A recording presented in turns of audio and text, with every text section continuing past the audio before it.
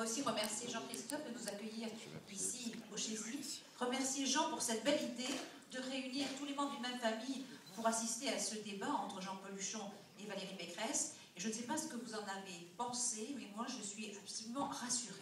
D'un côté, il y avait donc Valérie avec la dynamique, la langue que l'on connaît et des idées. Et de l'autre côté, eh bien, de la réaction, plutôt de l'action, et un piètre bilan.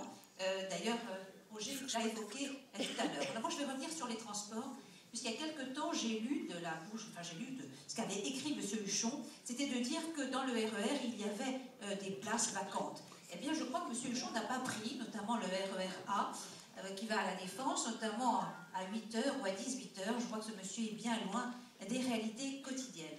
Alors, puisqu'on parle de la Défense, c'est un sujet qui me tient à cœur, eh bien, cette Défense, elle ne pourra s'épanouir que si le STIF, le syndicat des transports en Ile-de-France, qui est présidé par Jean-Paul Huchon aujourd'hui, eh bien, assume ses responsabilités. Et ce n'est pas le cas. Il a fallu que le président de la République, Nicolas Sarkozy, intervienne pour que EOL s'étendre demain, intervienne également pour que les rames à 2 niveaux soient mises en place sur ce fameux RER A. J'ai aussi regardé dans le Parisien, il y avait une interview sur tous les candidats de gauche pour savoir ce qu'ils pensaient de la Défense. Alors la Défense, c'est un lieu horrible. C'est inhumain, etc. Et quand je vois, il y avait un magazine Détour qui posait quand même les vraies questions aux usagers et aux visiteurs. Et là, on s'aperçoit qu'on n'a plus du tout le même son de cloche. On parle d'un endroit humain, agréable, d'étudiants, d'ailleurs Charles Pasqua, qui sont heureux de vivre sur ce périmètre de la Défense. C'est quand même, la Défense est un lieu qui est visité par 8 millions de personnes chaque année. Donc c'est un lieu vraiment magique, un lieu paisible pour ceux qui savent y aller et regarder.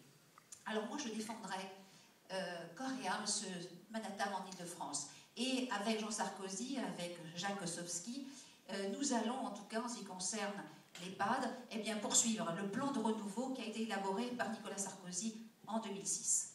Voilà pour ce qui est de la Défense. En ce qui concerne les Hauts-de-Seine, eh bien, cher Philippe, je voulais dire qu'en les Hauts-de-Seine, on est le plus grand vivier de France d'adhérents EMP, 25 000.